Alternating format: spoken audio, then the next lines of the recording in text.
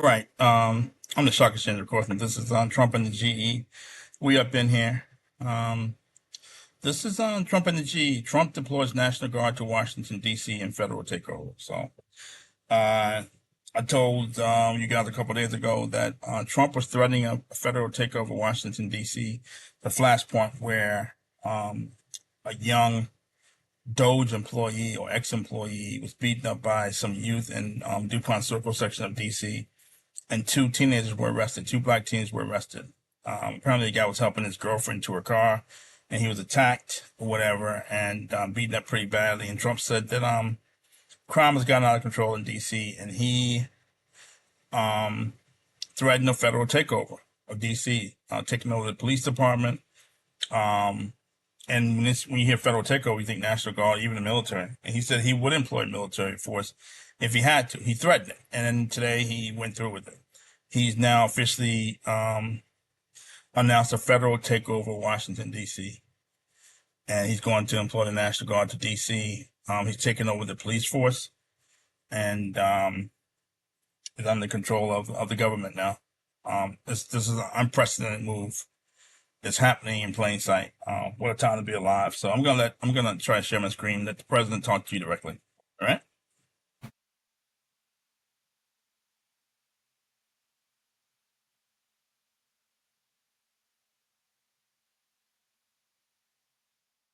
I've been up here a lot. I've never seen a crowd like this.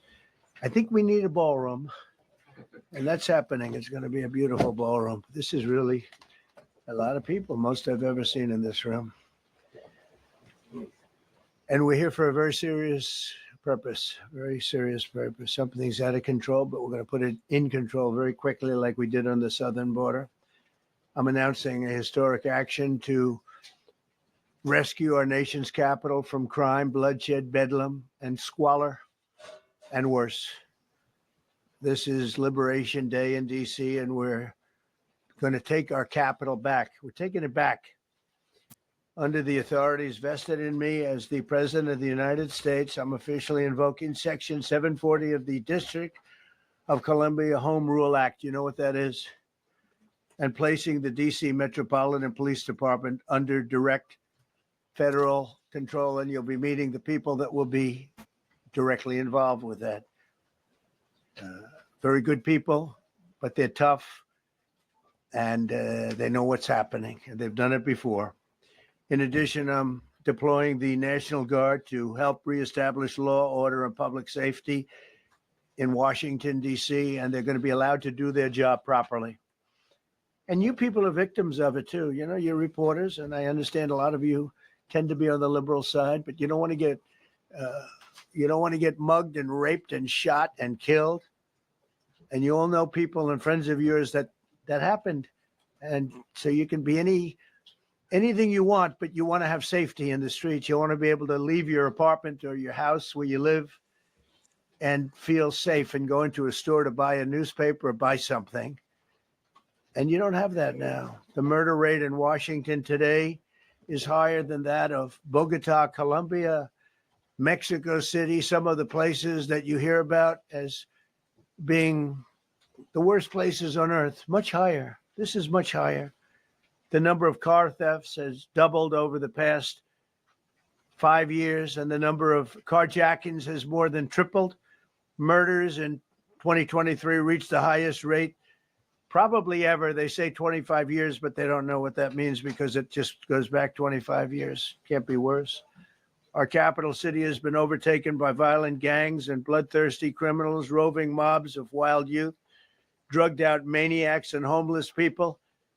And we're not going to let it happen anymore. We're not going to take it. Just like we did on our southern border. Nobody comes to our southern border anymore. 3 months in a row, we had zero. I don't know if that's right, but the people that do the work, it's a very liberal group of people, actually, and they actually said zero for the last 3 months. Nobody thought a thing like that was possible. And, when you take a look at numbers, I just saw some charts. These are different cities throughout the world. Red is, okay, the red is a place called Washington, D.C. Look at these. Baghdad is we doubled up on Baghdad. Panama City, Brasilia, San Jose, Costa Rica, Bogota, Colombia, heavy drugs. Mexico City, I mentioned, Lima, Peru, all double and triple what they are. So do you want to live in places like that? I don't think so. I don't think so. And I think the people in this room, if you wrote correctly, you'd see, look at the kind of numbers we have. DC, 41 per 100,000, number one that we can find anywhere in the world. Other cities are pretty bad, but they're not as bad as that. Is that where you want to live? The reporters of the world? Juvenile offenders and crimes against persons, as they say. It's getting worse. Not getting better, it's getting worse. And we had a recent indication. There was a story about a man who was just left. He quit because he was asked to do phony numbers on crime. And we're going to look into that. I think Pam is going to be looking into that. But he was asked by the city, I guess, that we don't want to show the real numbers. Let me do numbers so it looks like it's going down. We're going to do things about it like you wouldn't believe.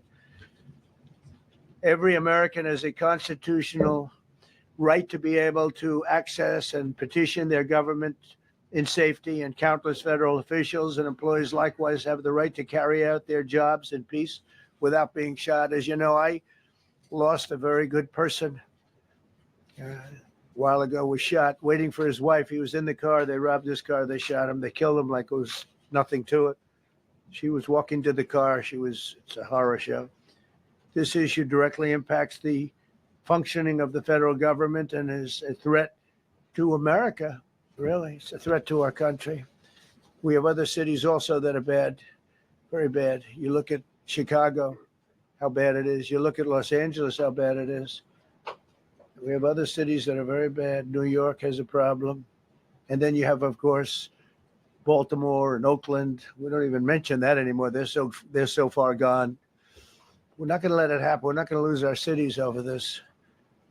And this will go further. We're starting very strongly with DC, and we're going to clean it up real quick, very quickly, as they say. Days ago, a former member of the Doge staff was savagely beaten by a band of roving thugs after defending a young woman from an attempted carjacking. He was left dripping in blood. He thought he was dead with a broken nose and concussion. Can't believe that he's alive. He can't believe it. In June,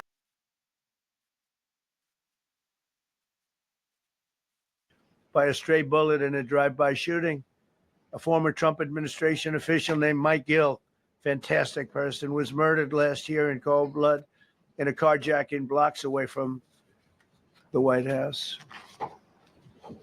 We all knew him. Great person. Waiting for his wife as she was walking to the car. A Democrat congressman was also carjacked at gunpoint not far from the Capitol. And in 2023, an aide to Senator Rand Paul was stabbed in the chest and head by a demented lunatic as he walked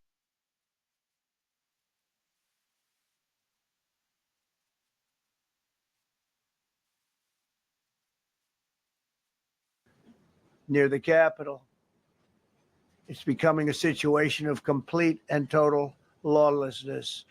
And we're getting rid of the slums, too. We have slums here. We're getting rid of them. I know it's not politically correct. You'll say, oh, so terrible. No, we're getting rid of the slums where they live. Caravans of mass youth rampage through city streets at all times of the day. There are ATVs, motorbikes. They travel pretty well. Entire neighborhoods are now under emergency curfews.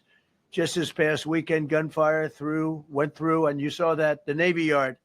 I saw it this morning. They saw that they fought back against law. See, they fight back until you knock the hell out of them because it's the only language they understand. But they fought back against law enforcement last night.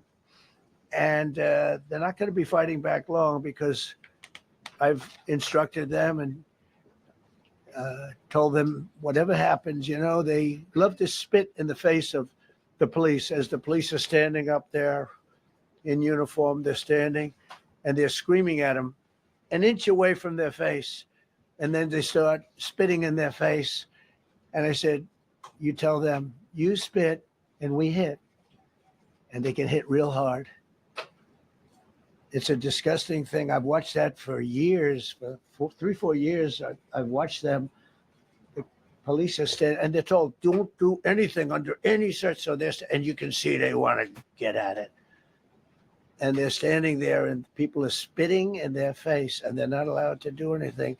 But now they are allowed to do whatever the hell they want.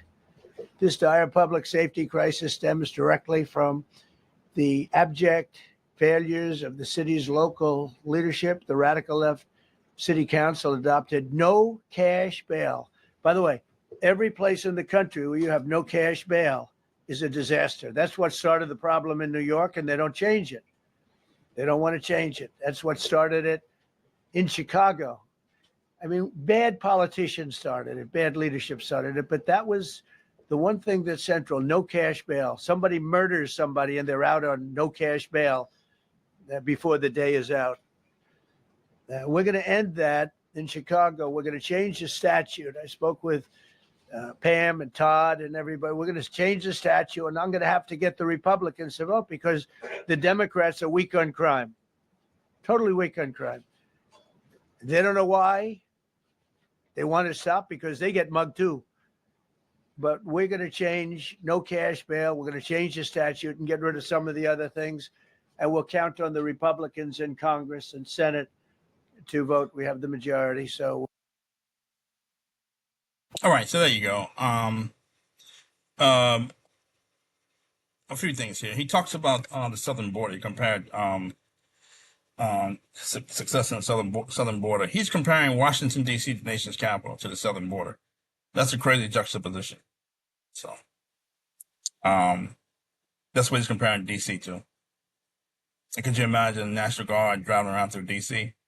like it's a third world country? That's crazy. He talks about crime, bedlam, squalor. I've been talking about this for years, predicting this for years. During the financial crisis, Barack Obama and the Federal Reserve prints tens of trillions of dollars and gives it to its donors or a very small segment of society.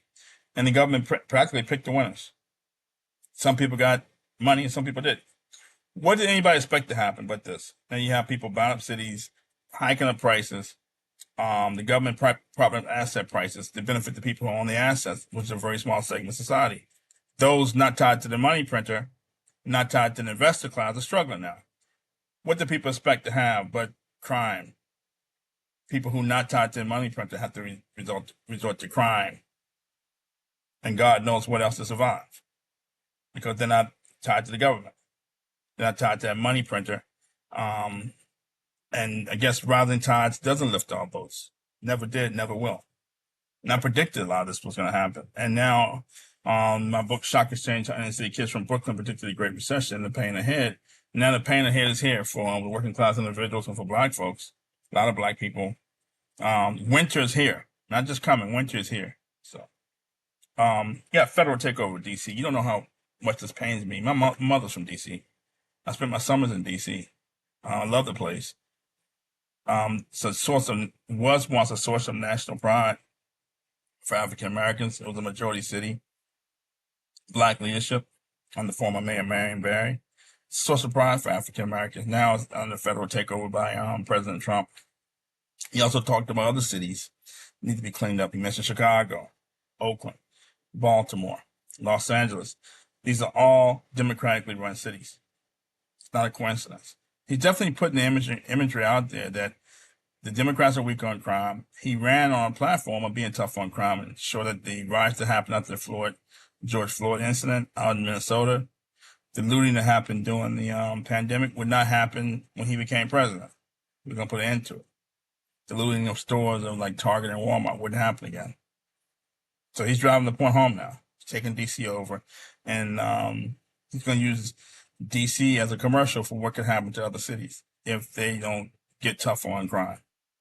He also talked about a lot of the members of the government who've been attacked or victims of crime. So these are flashpoints that gonna resonate well with his Republican base. Um, he talks about crimes out of control, and he's saying some of the numbers may have been forged or made up by members of law enforcement. I think they put out some recent numbers showing crime was going down. He said it's not going down. And one person resigned saying that the government may have pressured him to fudge the numbers or forge the numbers. So there's a disconnect there between what the city's saying and what could be reality, that maybe the numbers aren't, crime's not going down. Maybe the numbers were fudged or forged. And I'm sure there's going to be some more back and forth between him and the current mayor, Muriel Bowser. I'm sure DOJ going to get to the bottom of it, whether there was some numbers that were actually forged or made up, and there's going to be more fallout over that, and potentially more embarrassment for a democratically run city and a black mayor. So there you have it. That's this is Trump and the GE. Trump deploys National Guard to Washington D.C. in federal takeover. I'm apoplectic right now. I love DC. That's my second home. But anyway, and thank you for listening. Thank you.